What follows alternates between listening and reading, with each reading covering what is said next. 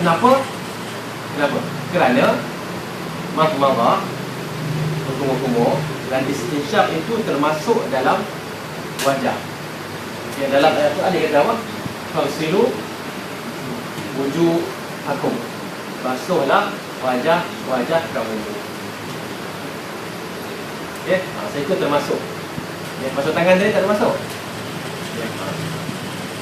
Yang keenam, madmadah dan istinsyaq, berkumur-kumur dan istinsyaq ini tidak dinyatakan berapa kali. Tidak dinyatakan berapa kali, kan? Tetapi disebabkan kedua-dua perbuatan itu, berkumur-kumur dan isap air ke dalam hidung, adalah termasuk dalam wajah, maka disunatkan juga mengulangnya 3 kali, seperti mana wajah disunatkan basuh 3 kali. Okey, dan kenapa kita kata sunat basuh wajah 3 kali? Sunat bukan wajib, kerana kita akan tengok nantilah hadis-hadis yang menunjukkan boleh basuh sekali. Okey, yang ke-7 lah, yang ke-7 kan. Okey, yang ke-7 disunatkan menghembus air selepas dihisap dalam hidung. Okey. Yang ke-8 disunatkan membasuh 3 kali wajah, semasa membasuh wajah, semasa berkumur-kumur, semasa hisap air ke hidung, istinsyaq, basuh 2 tangan dan juga basuh 2 kaki. Yang semua ini disunatkan ulang 3 kali. Disunatkan ulang 3 kali maknanya dibenarkan sekali dan juga dibenarkan 2 kali berdasarkan hadis yang kita akan baca kemudian nanti lah. Yang ke-9, wajib basuh 2 tangan hingga ke mana? Ke siku. Yang ke-10, yang mafhum tu dia jalan-jalan. Yang ke-10 ialah wajib menyapu kepala. Menyapu kan? Ambil air dan sapu kepala, usap kan? Dia usap kepala.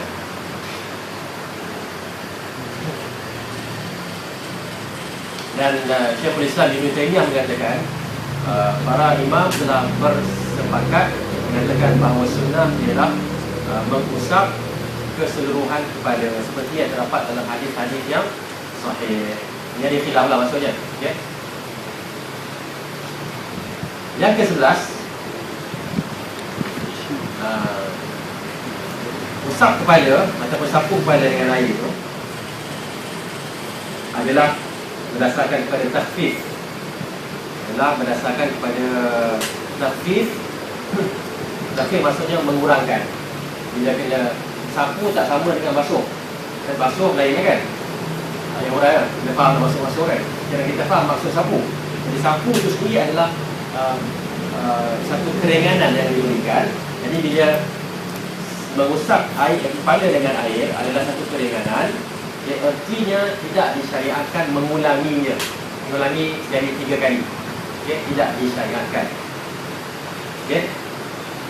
Dan cara menyapu air di kepala semasa ambil air sembahyang boleh diambil daripada hadis-hadis lain yang menunjukkan digunakan 2 tangan tu dan yukbil wa yudbir. Okey, yukbil ni yukbil mengedepankan kan? Mengedepankan dan mengebelakangkan. Okey, mengedepankan kepala dan mengebelakangkan kepala. Susah dia masalah Melayu. Ataupun ada setengah pendapat mengatakan yukbil wa yudbir. Maksudnya yukbilkan tangan, mengedepankan tangan dan membelakangkan semula.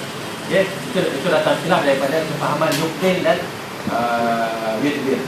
Okay? Apapun hadisnya menunjukkan disapukan keseluruhannya.